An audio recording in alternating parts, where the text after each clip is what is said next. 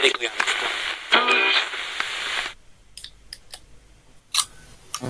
Oh, that's great, that is. Yeah, let's start with you opening the can. Cracking a can. It's my special cursed water. That's the first thing everybody heard, you awful man. Why, you get less professional every week, I swear. Like, I'm sorry, dude. I'm sorry. I'm going through a phase at the minute of trying to find interesting non-alcoholic drinks. I don't know why. I could just drink water like I normally do, but it's not very interesting, though, is it? What is it that you used to drink? A shot of coffee with tonic water. With tonic water. I thought it depends how far you were going back. I was just going Smirnoff. Just straight out the bottle. No, it's a real thing. Tonic water with an espresso floating in the top. It's very grown up. You told me that you invented that. And then I saw it advertised somewhere, and I was like, it's just another of Rich's just long historical lies upon lies upon lies, a rich tapestry of deceit, deception. It's on my CV, so it's true. You know. Well, anyway, it's wonderful to hear your voice and listen to you drinking. Thanks. What are you on today? What are you on today? Maybe they'll sponsor us. Liquid Death, mango chainsaw. I've never heard of it. How is that a flavour? How is chainsaw a flavour? I don't know. But it's quite nice. It's all right. Nice. It's just water, though, right? It's just flavoured water. It's like £4 a can water. It's good. Posh water. Well, water's part of the theme today. Today we're talking about the new trend. Well, it's not a new trend, but the resurgence of the trend of living off-grid. I think what we should do first of all is define what that actually means, because when you translate it into Spanish, there's a very different way of saying that. But why do we say off-grid? Do you know?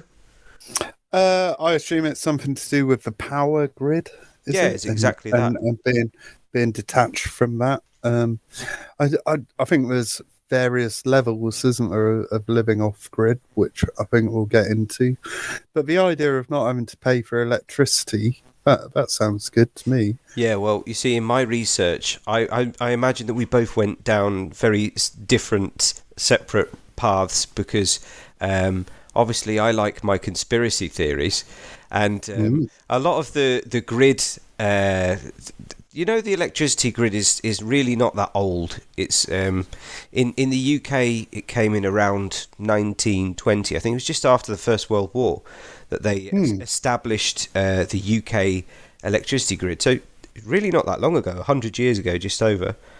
But it's all of the things that came with the concept of the grid, like the legislation and water and all of those things being transferred to state-governed utilities. Yeah, well, this is the job that my dad had for a million years. He started with it when it was GECB, so that's like in the 60s when it was a national company, and then I guess in the late 80s, early 90s, it all got privatized and went to Power Gen and National Power and a few other smaller energy providers. Whereas now it seems like there's a million energy providers, and I never know who I'm actually paying anything. But yeah, like the idea of getting off that grid is amazing. My sister and my brother-in-law have done it pretty well. They're solar powered up on their house, and my sister has an electric car.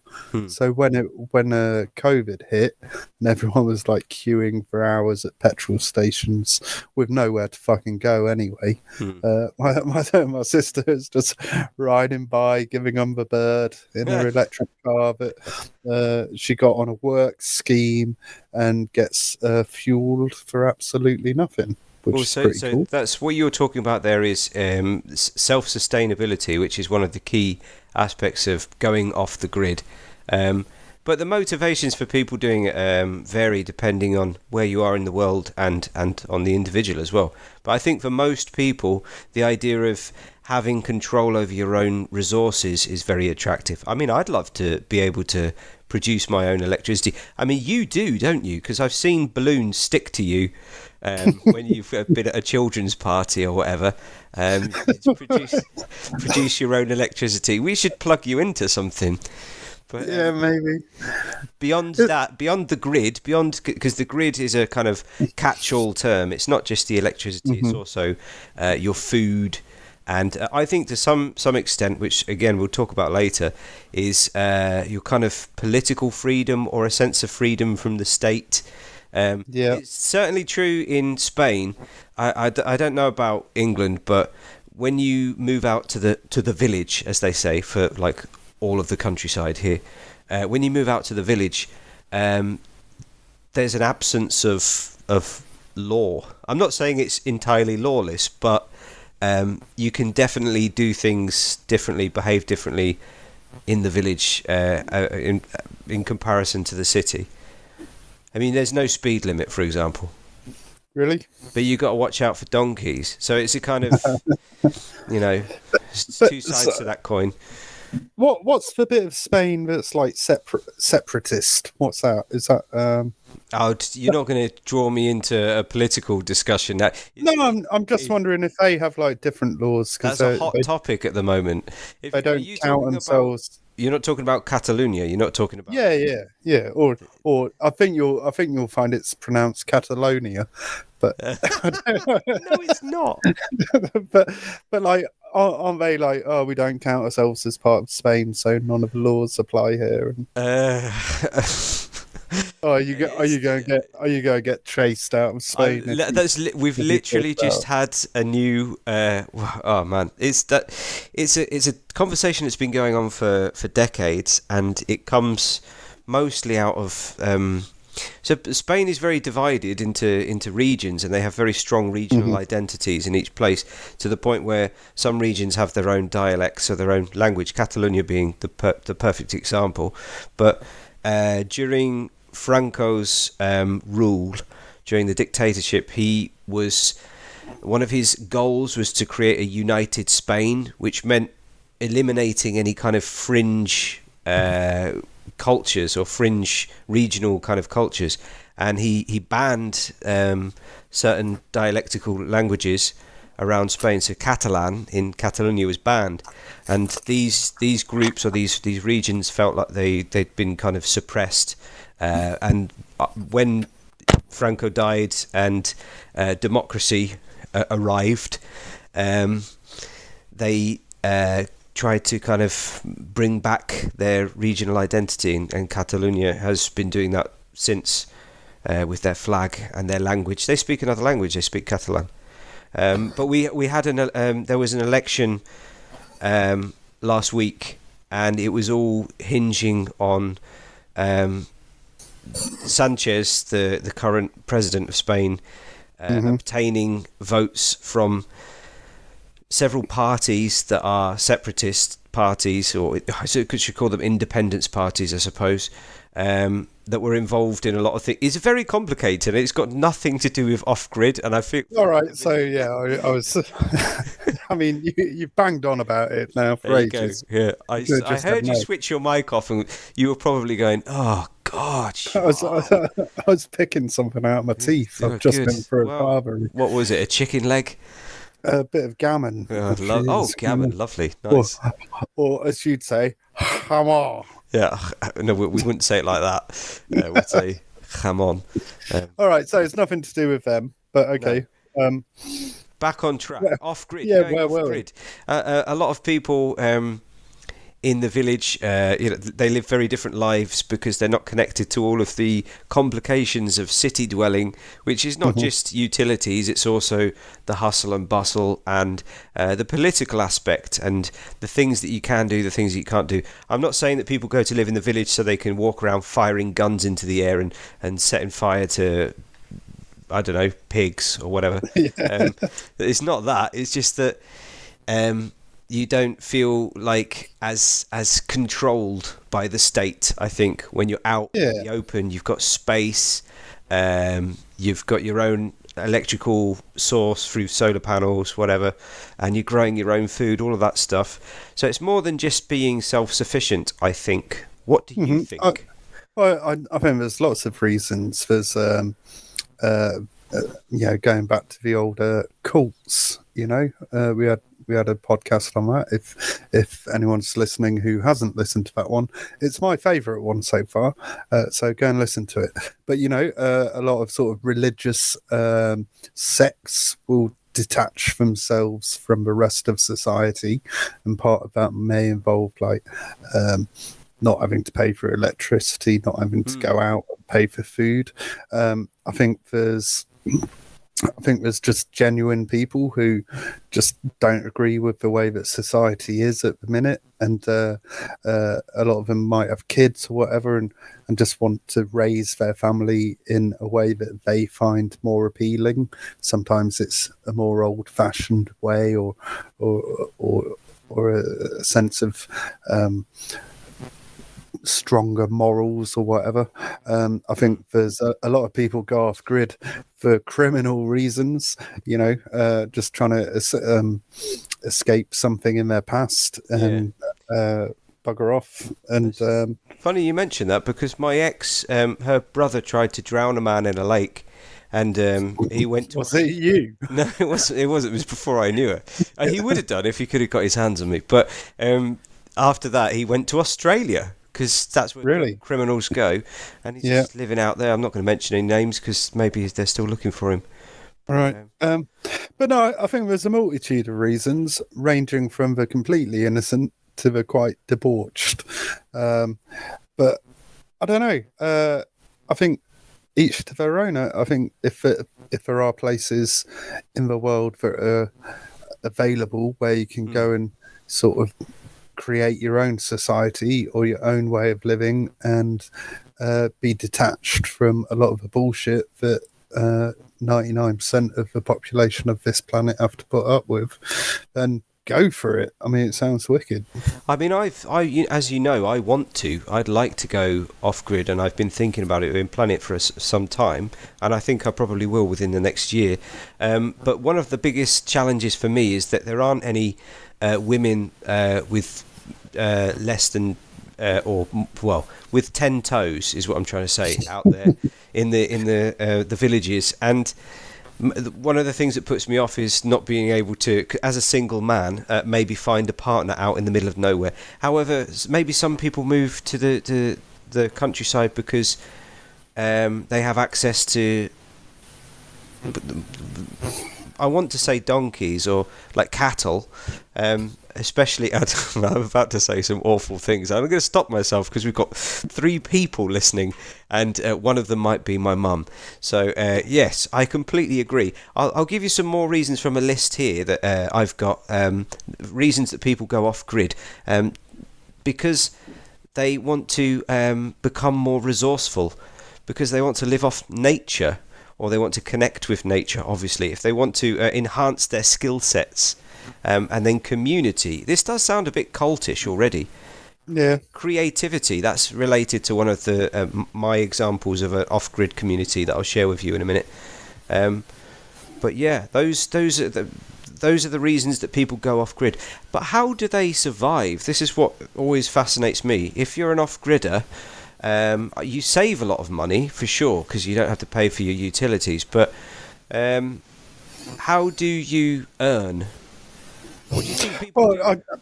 I think you find other off-gridders, and it goes back, doesn't it? It like goes to bartering systems. I'll take that load of wood off you to buy my house in exchange for labour, or my surplus stock of courgettes that I have. And I quite like that idea. I think that's quite nice. I prefer that to money, I think. Well, all of the off-gridders that I follow on YouTube, have some kind of side hustle, usually where they're Well, selling. they're on YouTube for Yeah, starters. exactly. Yeah, Which yeah, one of the things, one of the main sources of income, I think, for most self-pronounced off-gridders is to talk about going off-grid and to teach people how to go off-grid. They write yeah, books, they make courses, they teach online, and then in addition to that, selling their produce. So one of the main guys that I started following years ago, he has his own tea tea brand.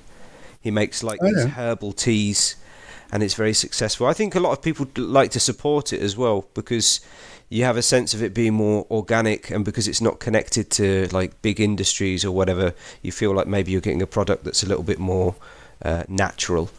So Hmm. yeah, there's loads of stuff there. I've got a huge list of things here: guiding hikers possibly to their deaths, fishing for profit. I don't know if you're not allowed to do that in Spain. Off-grid hunting. Yeah. Selling eggs. We were talking to our friend James earlier, who's gone semi-off-grid.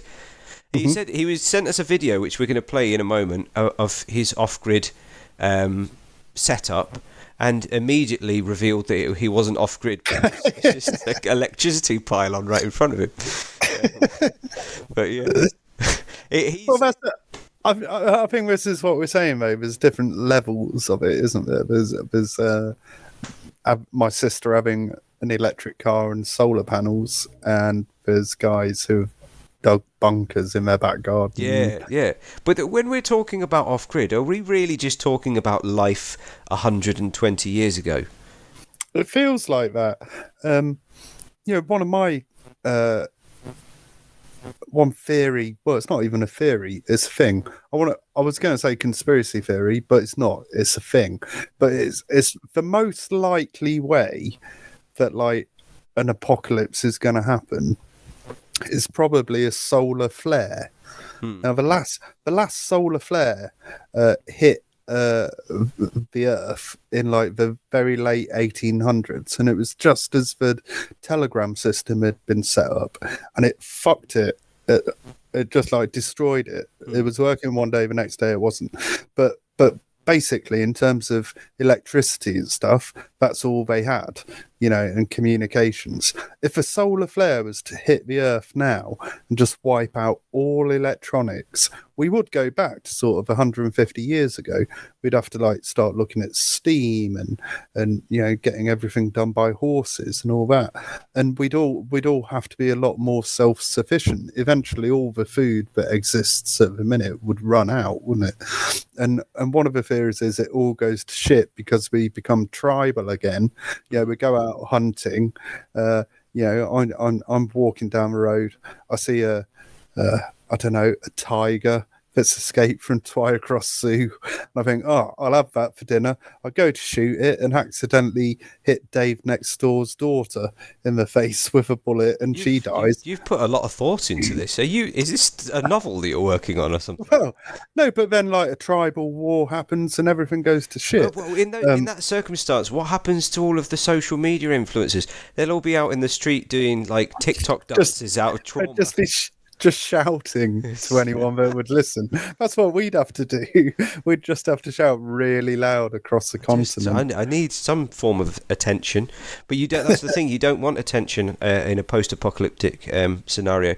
You might as well talk about your first group here. I'm going to put them up. Okay, There they are we are. going for Alaskan bush people? No, don't say that. Oh, No, I'm oh, doing it in reverse because it's very oh, on sorry. theme. Doomsday Okay. preppers. Doomsday preppers, yeah. So these are people who, for whatever reason, believe that the end of the world is coming pretty soon. What are some of those reasons? Solar flares, the magnetic fields flipping. Isn't there? There's a theory about that. Yeah, that's one that they The believe poles in. reversing. There's the religious aspect of it just being what do they call it? The rapture. Revelation. The rapture. Yeah, and like everyone gets all messed up, and then at the end of it they get beamed up, which, yep, okay. Volcanic that's, eruption. Is it Yosemite Park that has the no yellow? Yes, Yosemite. That's what I Yeah, said. That's what I said. God, yeah, jeez, yeah. But well, there's massive super volcanoes all over the planet everywhere. potentially. Um, and then it could be things like World War Three, nuclear war, that sort of thing. There's a lot of reasons people do it, but it's become an actual industry now. Mm. Whilst I was looking, doing a bit of research, if you were going to have an online store for preppers, what would you call it, Ben? You put me on the spot. Whatever you say is not going to be as good as Sergeant Prepper's Lonely Oh Hearts my Club god, that dot is com. brilliant. Yeah, yeah. So Sergeant I'm in. Prepper's, I'm in. yeah, Where do I sign up? it's brilliant. But yeah, that's like an online store. Yeah. I was reading an interview with him in the Guardian, and he's like, "Oh yeah, I was into it in sort of." 2015 I started prepping myself, and then of course COVID hit and everyone was doing it, so Yeah, he set I up did. this Yeah. set up a website selling everything really, from camping stuff to Mm. like astronaut food and Yeah. Yeah. freeze dried food, and I'm lots of books on how to do it. I'm sure um, it's no surprise to you that I joined one of those groups, and we discussed uh, well, various survival skills, but also like what weapons to get, how to manufacture weapons. I shot myself in the thumb with a catapult with a ball bearing. right. While I was practicing on my balcony, I was trying to shoot a tree. I will confess to having had a couple of beers, but I took a chunk out of my thumb, and I just thought, if the apocalypse comes, I'm done. I'm done for. It doesn't matter if what I've got to protect myself with. I mean, I can't even shoot a tree without grievously harming myself. If you were serious about it, though, you'd have kept that chunk of thumb and pickled it for a future, Cultivated some a, mould.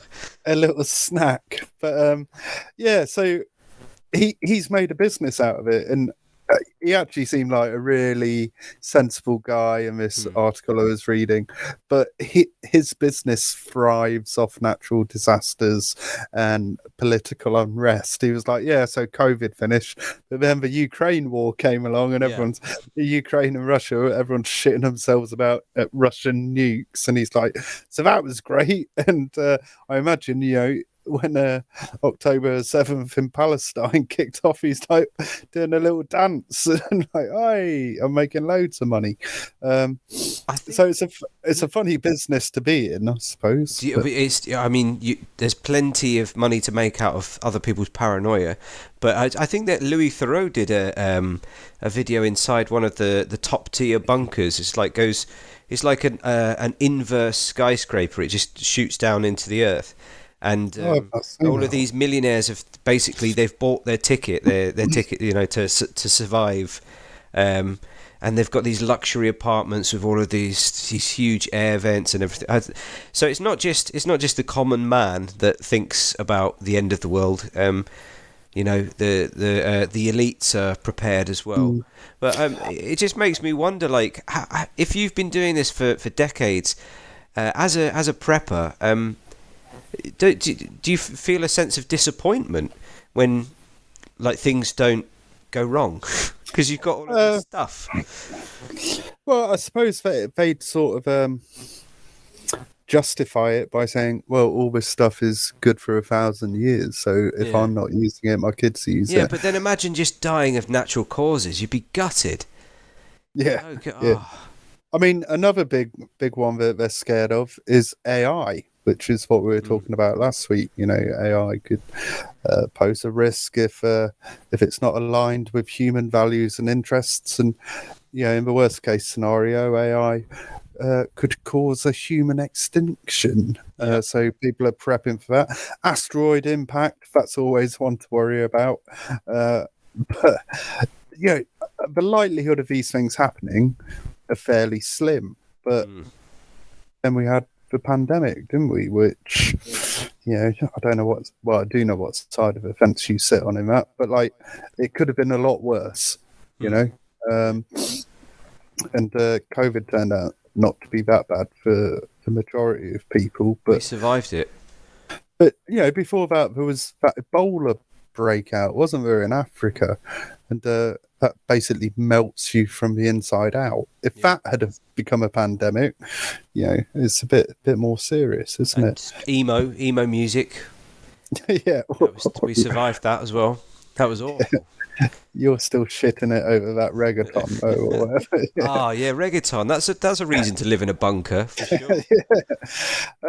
But yeah, it's a multi-million-dollar industry. Apparently, you talked about bunkers. I mean, some of these bunkers are, worth far more than my house and are bigger. It's the amount of money that people are spending on scenario that's pretty unlikely to happen. I suppose it's just a level of reassurance and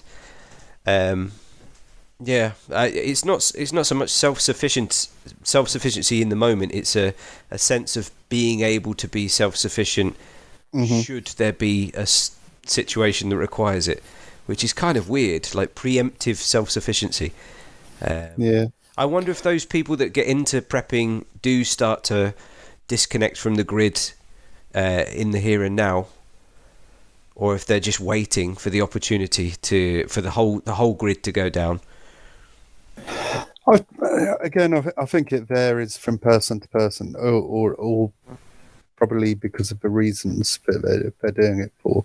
I mean, there's certain things that I think are universal across whatever level you're doing it. Like some of the things that you'll need, I've got a little list here. Water purification systems. That's something you're going to have. That seems quite complicated. Non-perishable food and seeds to then grow food in the future. First aid and medication, some sort of renewable energy source. We spoke about solar, obviously there's wind and stuff as well. And then the one that seems to carry across every single version of prepping or living off-grid is a big fuck-off gun. Yeah. That's what you need, either to shoot animals or shoot people, depending whether you live in America or not. Yeah, I mean, I suppose it's for protection. I like it. Like I say, I got a catapult and shot myself in the hand, so I don't know. But you definitely would need some form of protection for that. We've all seen Evil Dead. We've all seen enough post-apocalyptic TV shows to know what happens. People go feral. And, yeah. And it seems really quickly as well. In these situations. And I suppose for preppers, they'll be thinking, oh, well, I've been getting ready for this for like the last 20 years. No, you can't come and have any of my grain. I've been growing this for ages. Fuck off. It was Napoleon. I think it was Napoleon that said any city is 3 square miles away from revolution. But if people don't have anything to eat for a couple of days, I can just hangry. Exactly. Yeah. No liquid death for 24 hours, and they just go nuts. So that's my first one. The Doomsday people. I think they're doing it sort of to protect themselves and their family from whatever imaginary or vaguely not imaginary threat they perceive coming imminently. Well, shall we hear from a friend of ours, James, who recently moved, as I said earlier, kind of semi off the grid. He's not off the grid, but he's moved away from the city and he's moving towards self-sufficiency, and he's got his motivations are slightly less, what would you say? Radical or apocalyptic. And I'm just going to play an audio from him giving his reasons for why he's done what he's done. And I would ask you kindly to... I'm going to mute my mic. Because last time you were just rabbiting all over that maths man. Right, here we go. James audio I'm gonna. I don't know what I'm doing. I'm gonna have to switch this guy. There we go. There we go.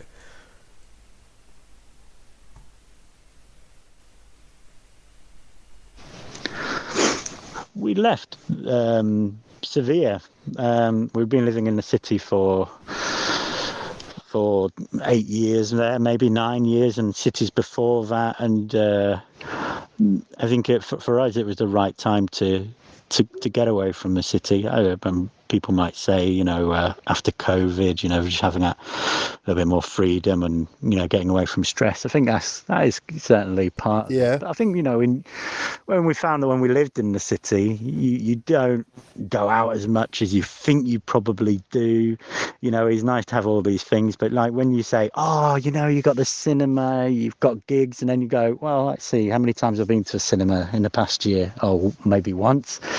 How many gigs have I been to? Oh, maybe one or two. And then, living here, we've probably done the same amount. We've been to a cinema and been to festivals and so forth, but actually found and discovered more parties and cultural things and fiestas in the countryside than there probably are in the cities. So nothing's been too hard really about leaving. There we go. Thank you very much, James. So he was talking a little bit about why he decided to move from Seville, which is quite a big city, to his little dwelling in Asturias. Maybe we'll play the little video of his land later on. But he's very proudly just built some steps. I think that's one of the exciting things about going off grid is that you get to play around with machinery. Yeah, massively. I mean, I think I sent all you boys a video of the steps that I made a while ago when I moved into this house. They can't have been that impressive. I've forgotten. No, it was like 2 steps going up about a foot in the garden. But I was dead proud of that. Yeah, thanks, man. But then I look at what James has been up to, clearing land and creating an allotment and all this kind of thing, and it all feels inadequate. It does, but it's all very appealing, isn't it? It's quite romantic, the idea of providing your own food and absolutely, living on the side of a mountain, stuff like that. It sounds amazing. Growing a beard. Just seeing vegetables. I remember that I used to work as a probation officer, and so I like to tell you one of my jobs every week that I've had, just to see if you're surprised or not. But when did you do all of this? I was. You were drunk. Yeah. Okay. 10 years. I missed it. This was during that period. I was a probation officer. I remember that we were involved in this gardening scheme because they're always trying to get youths, young criminally minded folk into horticulture. Growing some potatoes. That'll fix the rapists. Yeah, exactly. As grow a potato, you'll never do cocaine again. But he's one of these lads. He'd never seen. He saw this guy who was doing the horticultural class pull a carrot out of the ground, and he almost passed out. He'd never seen. He was like, "What the fuck? Where?" What? And the teacher, I can't remember his name, he's like, well, where did you think carrots came from? He's like, the fucking supermarket. I was like, how did you think they got to the supermarket? He had no idea, absolutely no idea about where his food came from. And I think that's another attractive aspect about going off grid, is that you get to reconnect with the process of fueling your own body. Well, no, that's exactly what I was going to say. That word reconnecting, isn't it? It's reconnecting with the earth. I don't want to sound too spiritual about it, but it feels really nice. And we said at the start, is it a bit like going back in time? And I guess it is. It's like, sure. Whether it's going back to the end of the First World War and the end of the Second World War, where people were growing a lot of food themselves, especially in this country, or does it go way back further than that, to Neanderthal man hunting and gathering? feels very primal. Internationally, they all take the piss out of British cuisine because during the Second World War we had rationing and we had to kind of make do with what we had. But at the same time, there was a big campaign called Dig for Victory, where this is something that foreigners, well, speaking from my experience of living in Spain, they find quite unusual that everybody has a garden in England. Well, most people do anyway. It's kind of an expectation of having a little square of lawn, but it very much comes from the Second World War, where we were encouraged to grow our own vegetables. Even in London, they had these tiny little vegetable patches that would cover the dugout, the bomb shelter, if you had one in your garden. Was it the Henderson shelter, I think it was called? Yes, No, it wasn't. It was the Anderson. You agreed with me. Neither of us knew. It was the Anderson. But anyway, going back to connecting with the old ways draws me nicely towards the most well-known, I think, off-gridders in humanity, the Amish, and I think you'd make a good Amish. Yeah. I don't know if you should grow a beard. I think you look a little bit.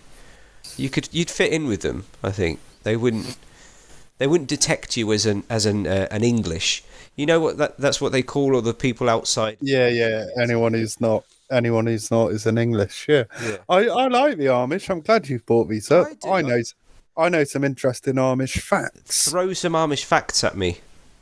So not all of them, but some of them, depending on what sect you are. But on your 21st birthday, they pull out all your teeth and replace them with wooden teeth, so that you don't need modern medicine and don't have to go to the dentist. But I don't know why they do it on your 21st. That seems a bit shit. So you got 21 years of just enjoying your teeth. Yeah. And then they say, and they pull them all out and give you like wooden dentures.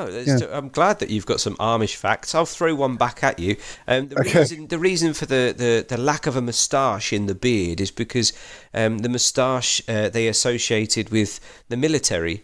Because back in the times of conscription during the First World War, most gentlemen or soldiers would wear a moustache. So they, out of protest, because they're staunchly anti-war and anti-military, would shave their moustaches off.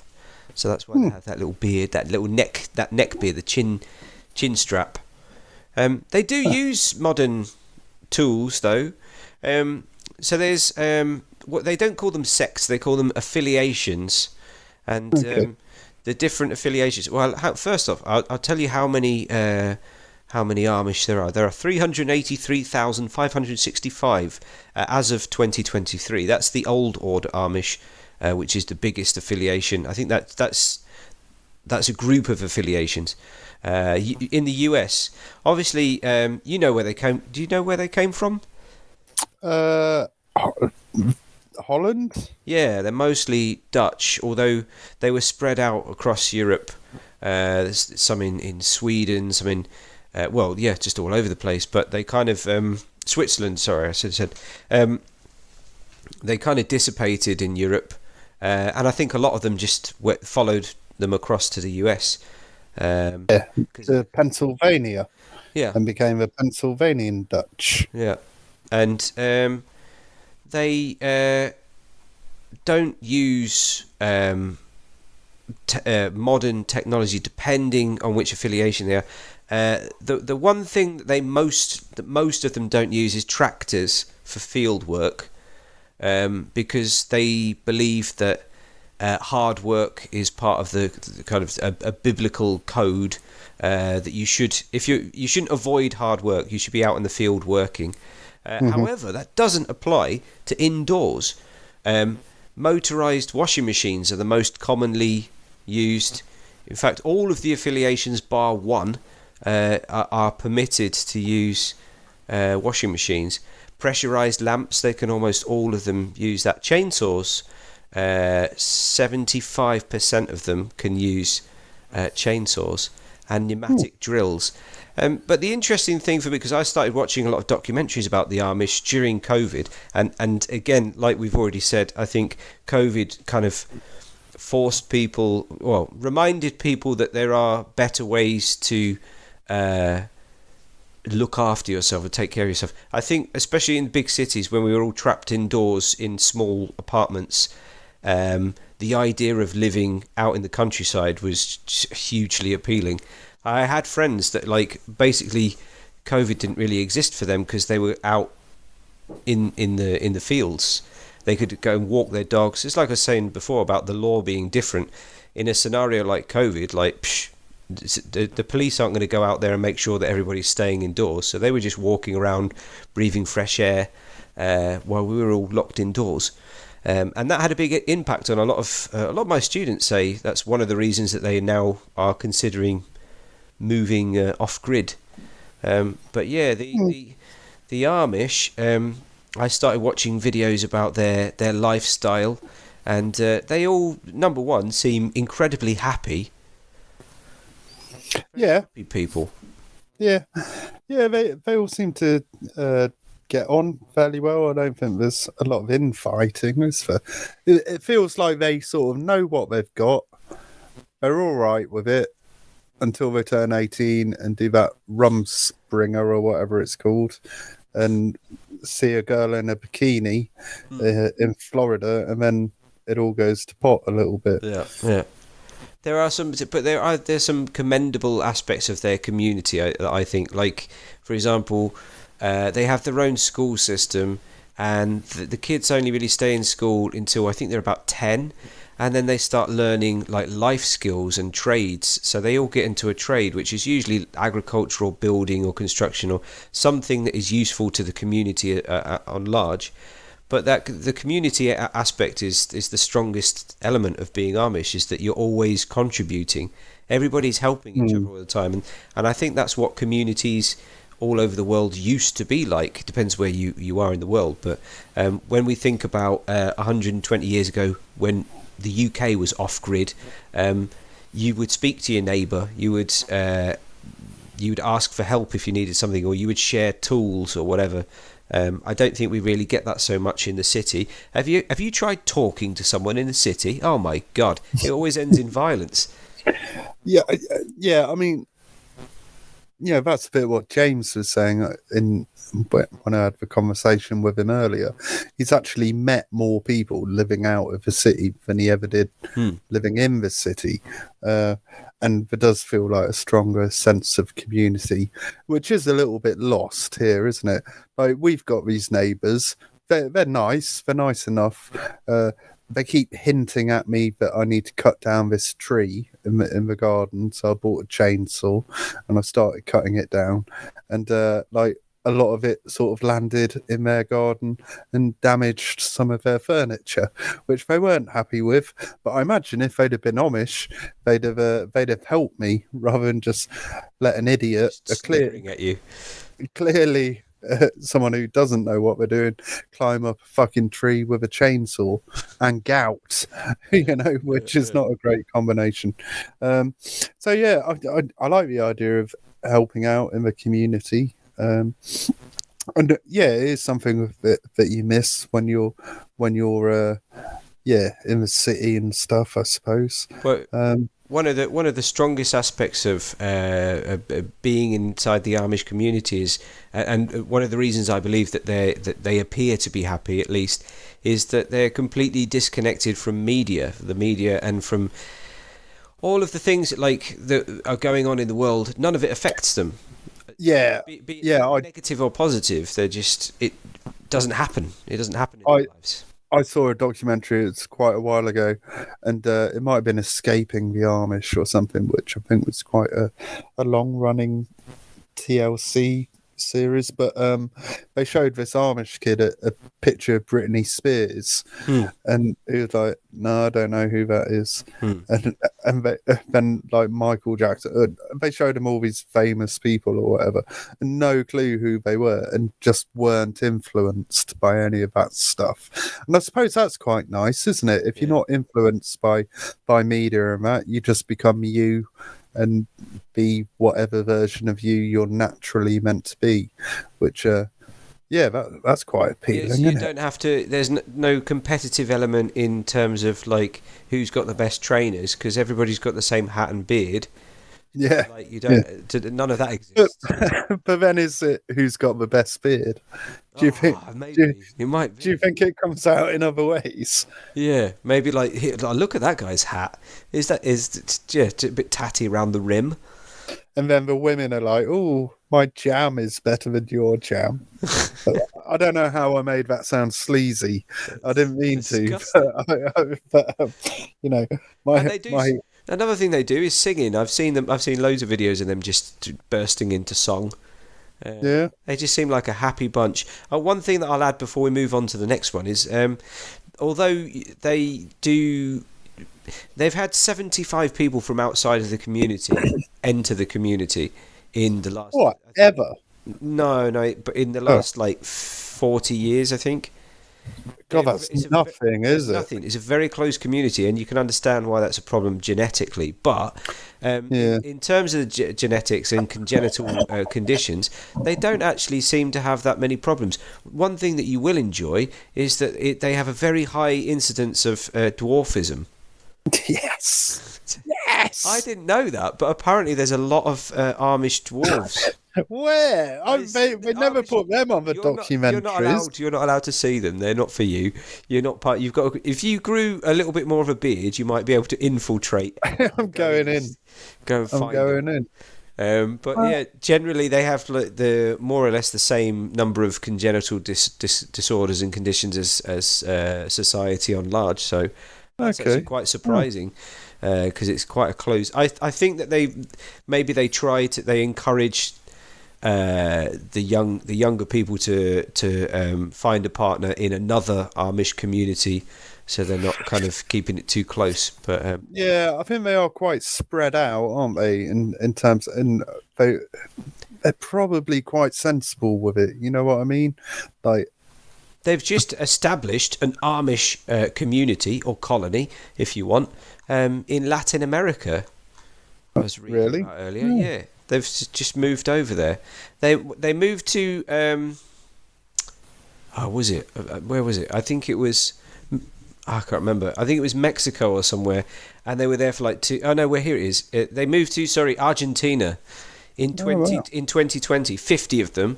By 2023, there were zero. They were like, Oh. no, this is rubbish. But in Bolivia, they've started a community that has grown since 2020. They 160 in 2020 and 190 in 2023. I'm surprised. I know they all go on holiday in Florida. I know that's a big thing, isn't it? Not sure why, but I remember seeing that.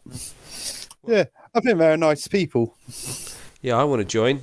We're not allowed in because our beards aren't strong and our beard game is too weak, I think mine is, man. I'd never pass. too wispy. Right, who are you bringing in next? Which off-gridders are you going to enlighten us about? Well, I would like to talk about one of my longest followed reality TV shows, the Alaskan Bush People. Go on then. I look don't know if we've got terrifying. the image. Yeah, they're interesting. They're an interesting family. Put it like that. So, the Alaskan Bush People are they consist of a family called the Browns. The Brown family, first came to my attention back in 2014. That's Billy Brown in the middle. You want to talk about a strong beard Oh dear. game. And next to him is his wife, Amy Brown. And then that odd-looking bunch around them, 90% of their children.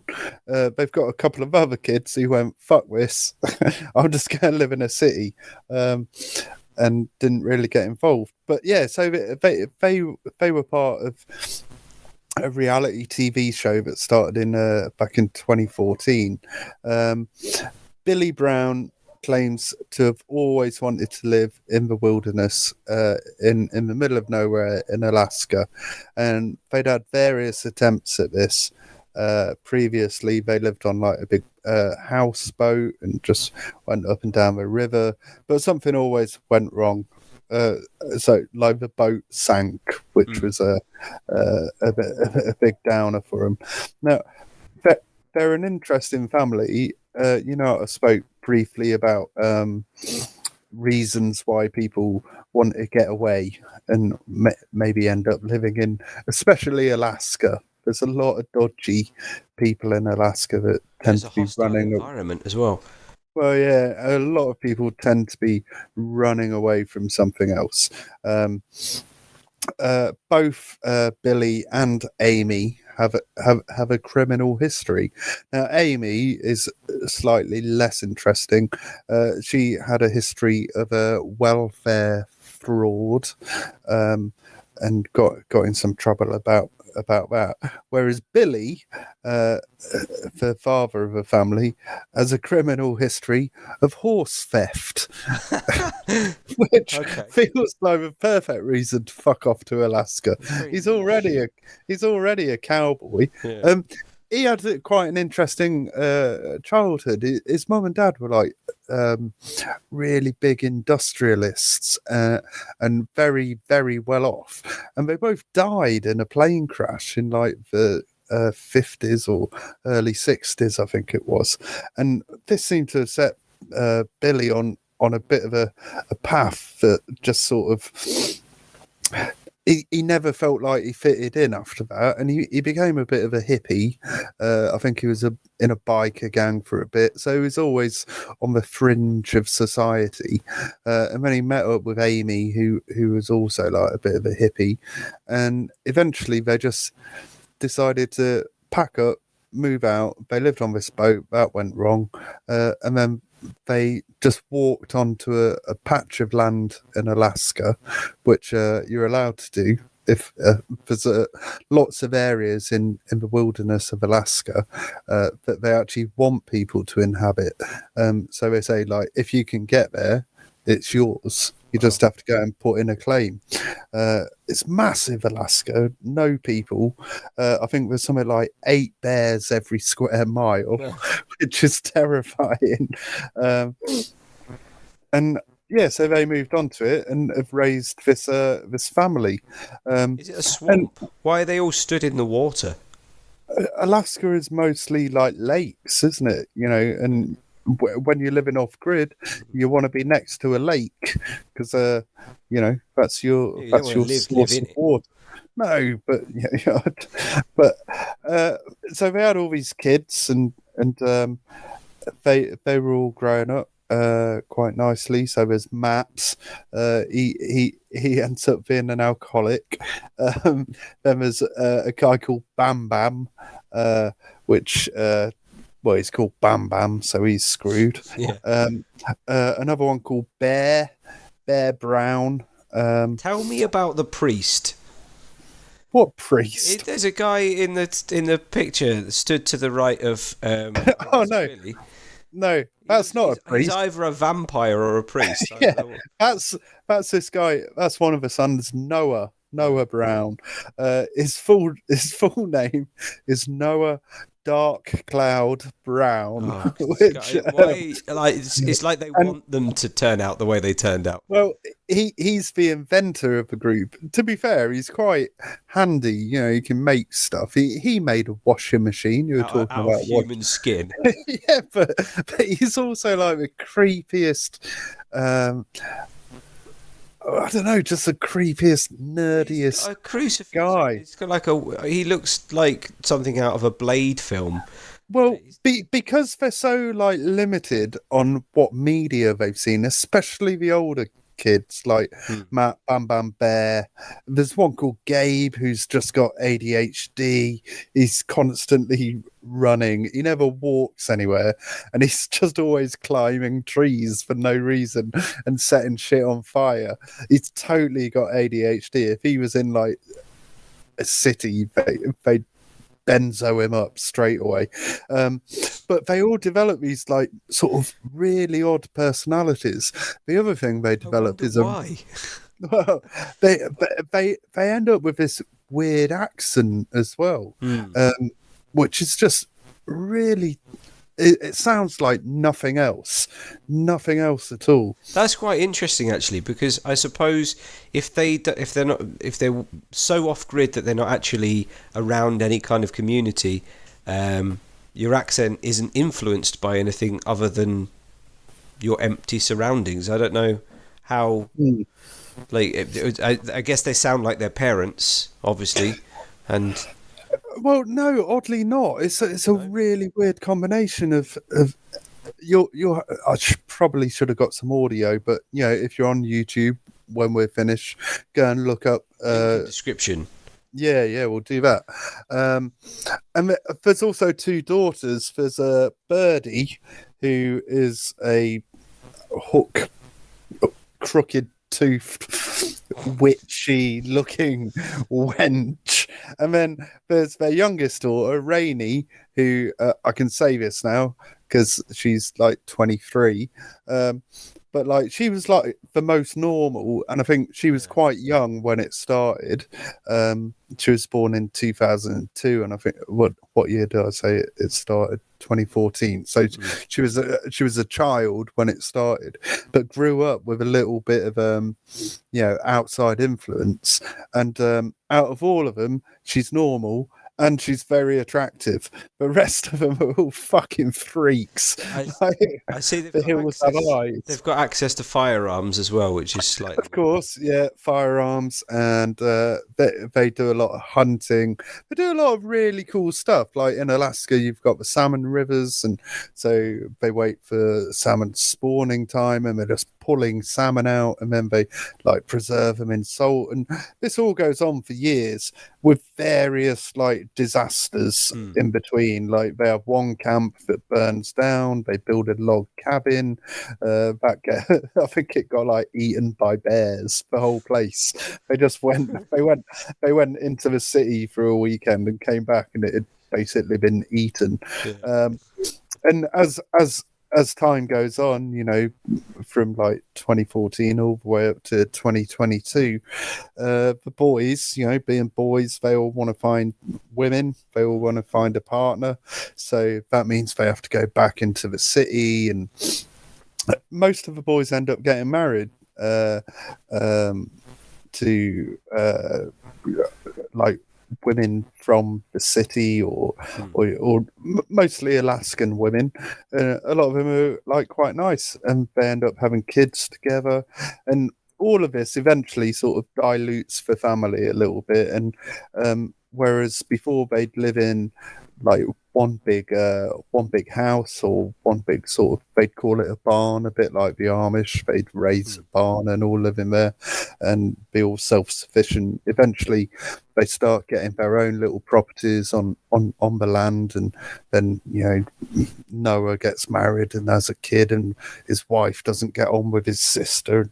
It all just the quick, as it gets more diluted, it just starts going to shit fairly quickly.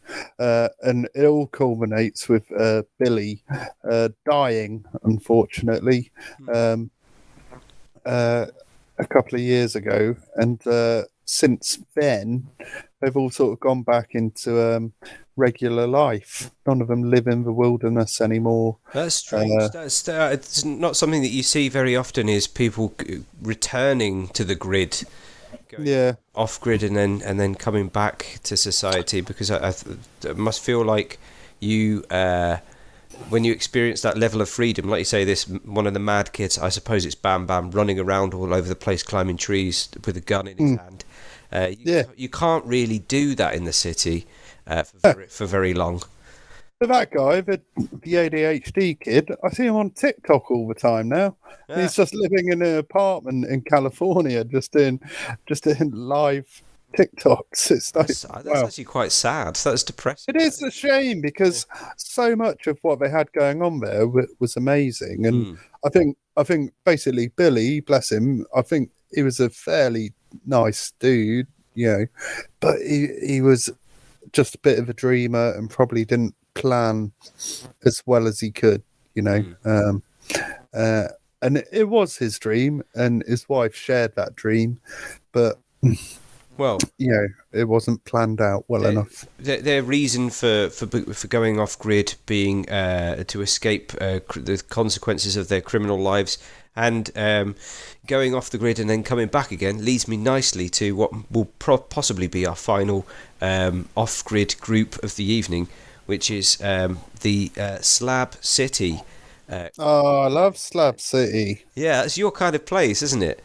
Yeah, man. Slab City is an old military base. It's called Slab City because of it was used as a military training ground for World War II, and then after World War II, it got abandoned, and there are all these concrete slabs everywhere. So that's where the name comes from. But it's I think it is the largest temporary. I don't know what you call it, like an off-grid community full of people in trailers and RVs and camper vans, and most of them are on. In fact, I've got some data here about the where they get their money from, because it's another thing that we're interested in about how these people survive. Almost all of them get their money from the state. There's this term snowbirds for people who come from cooler climates, and during the winter they go to Slab City, which is in California, and in the summer it's up to 50 degrees, but in the winter it's quite high as well. It's around 38, 34 at the highest. So a lot of these people come from the cooler states where they work, and they just take the winter off, and they get their government check, and it's basically just a big kind of hippie commune, full of art display. A lot of people that live there in their free time create these huge art pieces, these sculptures. One of which you can see on the screen at the moment, which is Mount Salvation, which was built by one of the founding guys of Slab City. I can't remember his name, which is great. But Charlie Russell. Yes, probably. Yes. Yeah, that's the guy. But yeah, he was one of the first guys to, and he built that over like 30 years. He died shortly after, and it draws a lot of tourism. A lot of people go there and take photos, and the locals have the opportunities to sell them things, so they get money from donations and things. It's basically creating their own economy, obviously still funded by the state, but there's no electricity or anything like that. They get all of their power from either generators or solar power, and it's just a big modern day hippie commune. There's only 50 permanent residents though, and they're all over 65. They're like retired people. So it's an aging population. Yeah, but it's just the population swells as all of these people come away from their seasonal work to go and just take a part of the year off living in Slab City. So is it nice, or is it? It's in the middle of the desert, man. It other than the images of like Salvation Mountain and the other, like, because there's a big art garden which is made out of like old bottles, recycled stuff. Other than that, it's desert. They're in the middle of the desert. It's incredibly hot. It's a bit hostile, I think. But yeah, they've created this. People pull their trailers up next to each other, and they're all sitting outside enjoying the 50-degree heat. 50 degrees, I'm talking about Celsius. What's that in Fahrenheit? That's nuts. Like 122 Fahrenheit. It's crazy. Yeah, I'm good. Yeah. But is it completely lawless, or is it? They don't. I mean, well, I suppose it comes under American law, doesn't it? But who's going to go out there and? There's nobody. The nearest town I think is about 10 miles away, and it's a very, very small town with one tiny supermarket, which is that they all use. But I wouldn't say that it's lawless, but I don't think there's anyone really kind of keeping an eye on them. No, I mean it's in California, isn't it? Which is one of which the is more lawless. relaxed. Yeah, nobody gives a shit. Yeah. You can do what you want.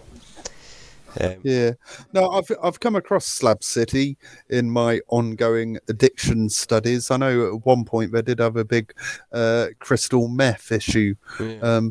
but I also read about them actually sort of controlling it themselves and getting rid of that element just by encouraging them to leave, is I think how they put it, which probably involved a gun. But like, I didn't realise it was like mostly older people and artists. In my head, it was a bit more lawless than that and a bit like scary. But yeah, no, it sounds lovely. I'd go there. I guess it's near. What's it called? Is it near Coachella? It must be. Coachella, yeah. Yeah. I don't know if it's near where that takes place, but it very much has the same smell about it. Yeah, it feels like a similar vibe. Yeah. That sounds wicked, man. I mean, it's interesting to see that people are seasonal off-gridders. That's the key here with this example, is that they turn up in their RVs. And I think the RV is a kind of extension of off-grid lifestyle, except it's mobile. You get to move around. And that's a whole new episode to discuss the freedom of the road. Because I think being off grid is a sense of freedom that comes with having control over your own resources, but the nomadic lifestyle that comes with being on the road is a different sense of freedom. You have control over your location and your scenery, but there's definitely a connection there that people, especially nowadays, are looking for that sense of freedom that they don't experience inside city and urban areas. Got to pay for my electricity. Ridiculous. Yeah, I mean, this is probably a bit. We were talking about the different levels of off-gridding, weren't we? And yeah, I've been in a Winnebago, and I've lived in a lot worse places. Some of them are absolutely incredible. And yeah, doing it for 6 months of the year, it sounds great. But is that just going on holiday for a long time in a caravan? Is that really off-gridding? Yeah, I suppose it is. I suppose, in a sense. I think it has the romantic overtures of off-gridding, doesn't it? But with the safety of knowing that you've got a government check coming in and there's a shop down the road. Ultimately, which is a bit what James has done, isn't it? Yeah, exactly. Yeah, I think ultimately, at the end of the day, this is something that people are seeking more now than ever before, because, like I say, with COVID, it introduced remote working as a more common or more acceptable form of getting your salary. And that's allowed people the freedom to kind of not be stuck in one place or not be stuck in the city. So we can move around and we can live in places where we get a better quality of life. And I think that's basically where this new resurgence of the off-grid lifestyle comes from, and why it's such a blooming, blossoming industry, as well as the impending apocalypse. Yeah. Overall, though, I find the whole idea very appealing. I know you do too. Yeah. I think, I create space for myself within the house. Like I'm sat in my daughter's room now, which doubles up as the space that I do this podcast in, and that's my little island sanctuary. And sometimes it would be nice to have an actual island and go and live on that and live off that. But I don't think I could do it full time. I've got zero skills. I'm hoping we've done our episode on cults, which is very interesting. I'm hoping, for me, the best possible chance at living an off-grid experience is that somebody invites me into a cult, because I'm so useless that I'll need other people to do all of the stuff for me. So I'm just putting that out there. If anyone's thinking of dreaming up a cult, I'm happy to follow anyone anywhere, as long as I understand from that episode, cults always end in some kind of orgy. Yeah, So maybe it's like this would. requirement. Well, maybe you should go to Slab City with all the 70-year-old leathery Florida women. Yeah. That'd be nice. I don't know. Give it a whirl. Well, on that. All right. What have we got to plug? Follow us on X. This show D&B. We put up stuff sometimes when I remember. If you haven't subscribed, please subscribe and Join tell our your cult. friends about us. Yeah, join our weird little hour a week cult. If you've got building skills or any self-sustainability skills, please help us to live in the wilderness. Nice. There will be an orgy. All right, so we've decided it's okay. Yeah, it's good. It's thumbs up, double thumbs up to off-gridders. Well done, everybody. Well done, people. All right, Ben. Nice talking to you. Okay, love you. Bye. Love you. Bye. Love you. Bye. Bye. Medically unexplained.